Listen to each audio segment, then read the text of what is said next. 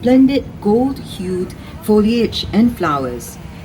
This is Singapore's latest horticultural wonder, a project that began with an international design competition in 2006 and opened in 2012. You are now in Bay South Garden, home of the spectacular super trees, cooled conservatories, and much more. Towering in front is one of two cooled conservatories, the Cloud Forests. This cool, moist conservatory is 65 meters tall and home to one of Singapore's tallest indoor waterfalls. Look through its glass shell and you will notice elevated walkways winding round the man-made mountain inside. They are covered in mist every 2 hours, replicating the cool, moist climate of tropical high-elevation areas such as Mount Kinabalu. This controlled climate is perfect for growing unique plants on the man-made mountain. Approaching on your right is the Sun Pavilion. It houses a rich collection of cacti, the most recognizable plant family in the desert. Up ahead is the Far East Organization Children's Garden, covering 1 hectare of undulating terrain. The nature-themed play area features a toddler's play zone, rainforest tree houses, and a water play experience. The Children's Garden is designed to inspire children of all ages to foster an affinity for nature, together with their families.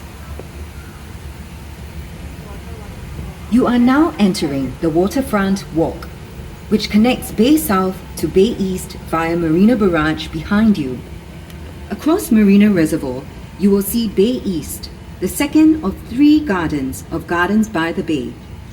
Bay East is open 24 hours daily, offering a superb view of the city skyline along its waterfront promenade.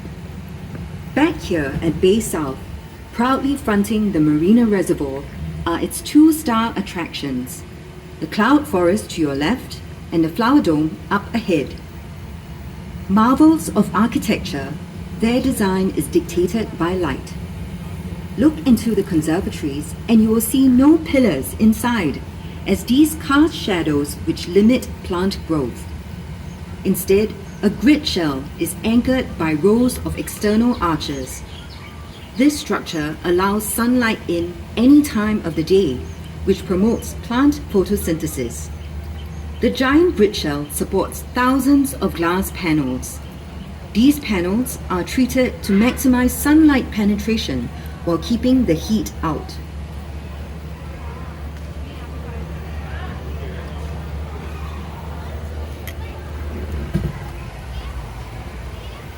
To your left, the Flower Dome features plants from the 5 continents of the world, bringing you into the cool, dry climate of the Mediterranean and semi-arid subtropical regions.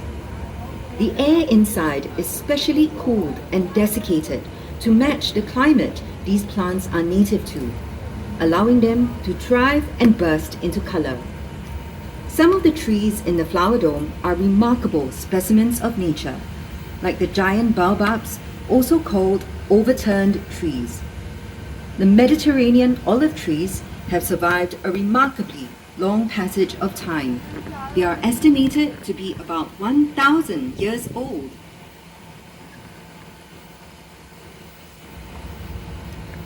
Bay South is filled with gastronomic delights, and there are F&B outlets throughout the gardens. One fine dining option is Marguerite, to your left, serving contemporary cuisine in a garden setting.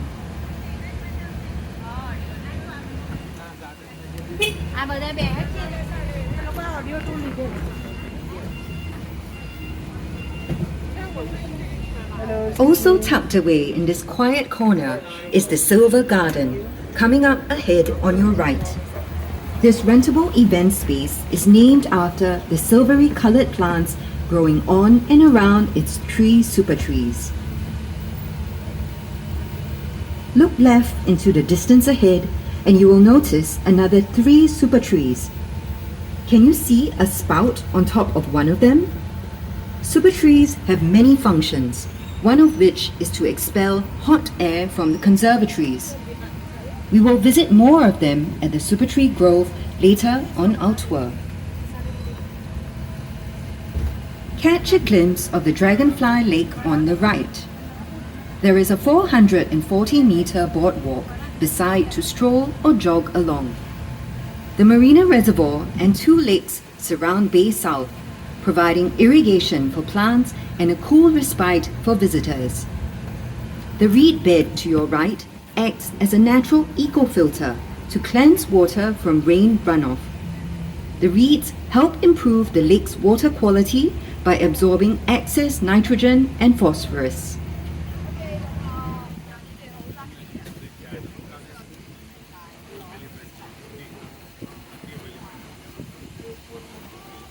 You are now entering the Heritage Gardens, which showcases the plants that occupy a special place in the history and culture of Singapore's main ethnic groups.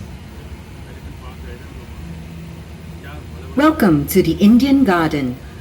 Can you spot the national tree of India here? It's right in the middle of the Indian Garden, the banyan tree, also called the Bengal fig. With its tangle of roots and branches, the banyan symbolizes eternal life for Hindus. Plants, and especially trees, have huge cultural and religious significance for the Indians.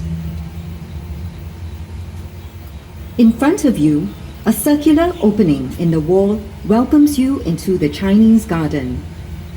This is called a moon gate, a feature found in traditional Chinese gardens and represents a full moon. For the Chinese, a garden is a reproduction of the natural environment. That's why features like ponds and boulders are common in classical Chinese gardens. A rock represents a mountain, and water stands for rivers and waterfalls.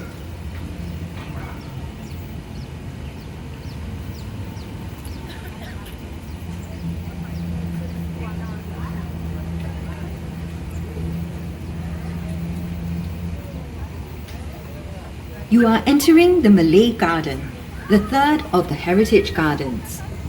The timber structure coming up on the right is an example of a traditional village residence known as a kampong house. There are many food plants here used by the Malays, such as pandan and the breadfruit trees on your right.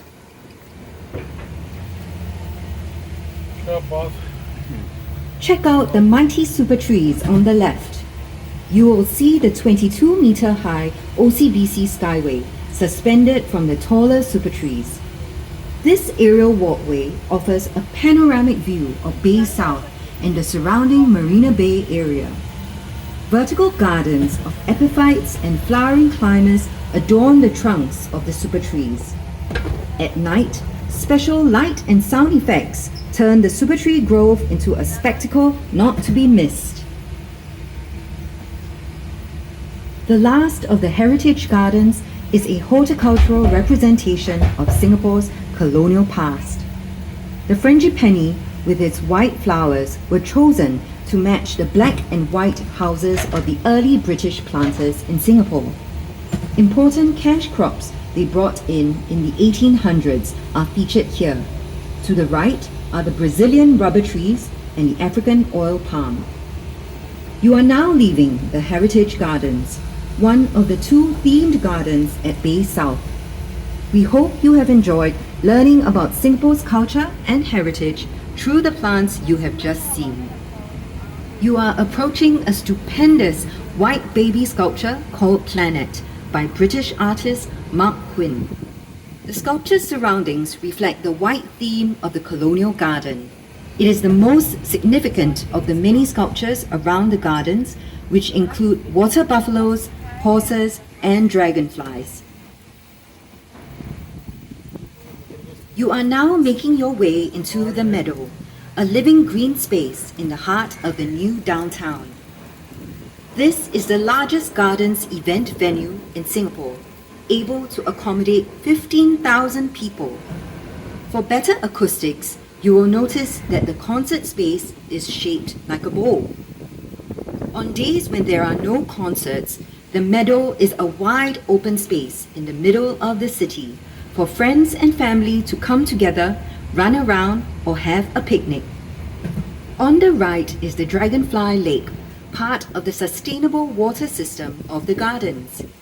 Rainwater runoff is cleaned by filter beds of semi-aquatic plants to your right. The water collected in the lakes is then used for irrigating all the plants around the gardens. After the rain, the water is also returned to the Marina Reservoir, cleaner than when it first fell. Look to the right and you will see a grove of kaya trees. These have stood here even before the construction of Bay South. The old trees have been retained for their nostalgic value and to provide shade for the meadow.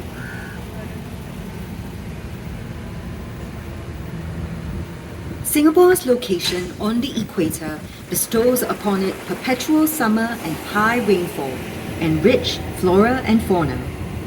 These are the threads that have been woven to create a city in a garden. Gardens by the Bay epitomizes this vision through community event spaces such as the meadow and the living vertical garden that is the Supertree Grove up ahead.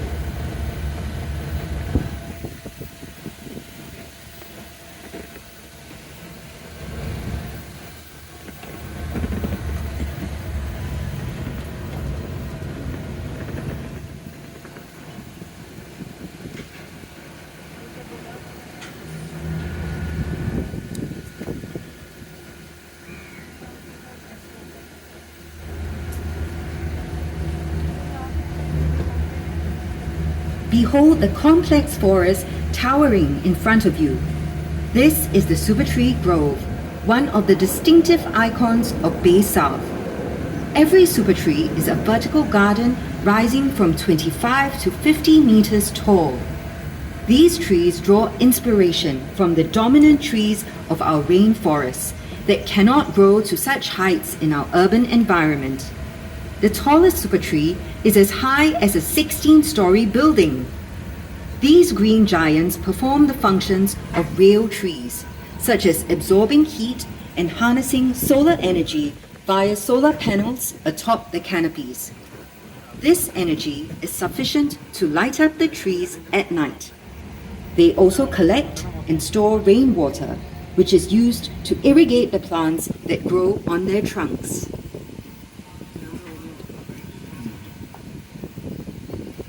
Look up to the left. Housed in the tallest Supertree, the observatory offers captivating views of the gardens from its indoor viewing deck and open rooftop. After your ride, be sure to visit the Supertree Observatory and the OCBC Skyway. The bridge hangs from the Supertrees 22 meters in the air, offering a dazzling view of the gardens and surrounding marina area. At 7:45 and 8:45 every evening, the Supertree Grove serves an audio-visual treat, the Garden Rhapsody, a spectacular light and sound show that will captivate your senses. The garden's open grounds, such as the circular lawn to your right, are perfect for a picnic. This area is shaded by a grove of rain trees, such as the ones which have been growing here before the construction of the gardens. Look up to your left and you will notice a giant raised structure. This holds the World of Plants Gardens, which we will visit later. Bay South is built on reclaimed land which is flat. These raised gardens give variety to the landscape and different levels where visitors can enjoy the gardens. Coming up to the left are two giant fish tanks built right into the wall. Each tank contains large ornamental fishes, reflecting the popular hobby of aquarium keeping in Singapore.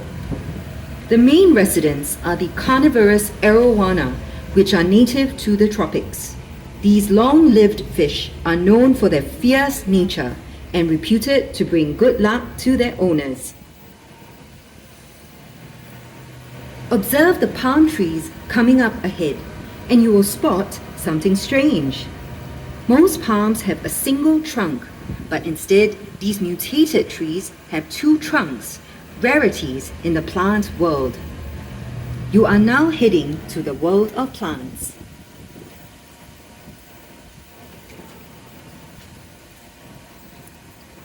Try to imagine a world without plants.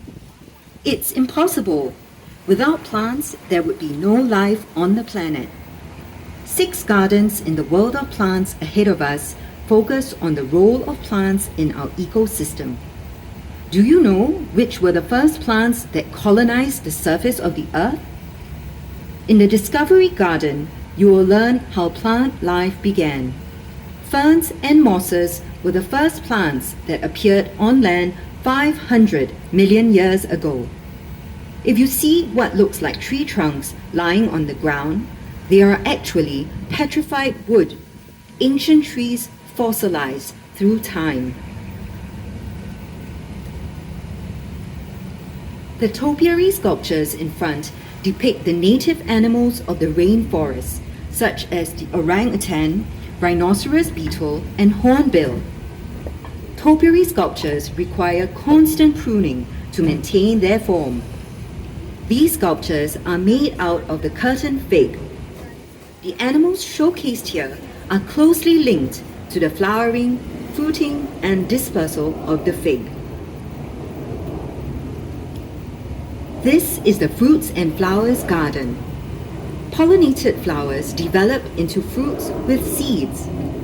The fruits of the cannonball trees on your left and right expel their seeds when they explode on impact, giving the tree its name. Plants and trees also reproduce by dispersing seeds through wind, water, or animals. Not all plants require direct sunlight to flourish. Explore the dark side of the rainforest in the understory garden. Organisms on the forest floor have found ways to survive under low light conditions. Fungi, like the mushroom sculptures you see on your right, help to break up fallen leaves and twigs into rich nutrients for vegetation. You are entering the world of palms garden. Palm trees are important components of the rainforest, filling its mid and lower strata and providing food to birds and animals. Rattan is used for furniture, and car wax is made from a Brazilian palm, carnauba. Look to your right behind the palm trees and you will see the Energy Center, a marvel of sustainable energy.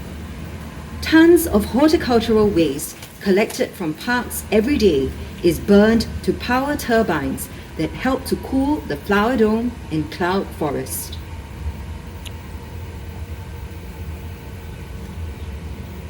At the Secret Life of Trees Garden, learn all about trees and their wondrous forms. On your left and right, the leaves of the snowflake trees resemble the lattice structure of a snowflake. Baobabs, which you can see in the flower dome later, are nicknamed overturned trees because their branches look like roots growing into the air. And look out for the thorny trunks of the kapok trees on your right. We are now making a stop at the canopy once again. Do get off here to visit the two cooled conservatories, which hold a truly global kingdom of plants. They come from every continent except Antarctica.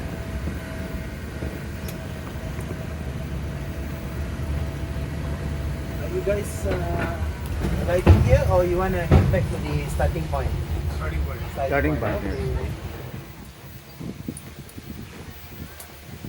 You are now making your way back to the Golden Garden from where you first set off.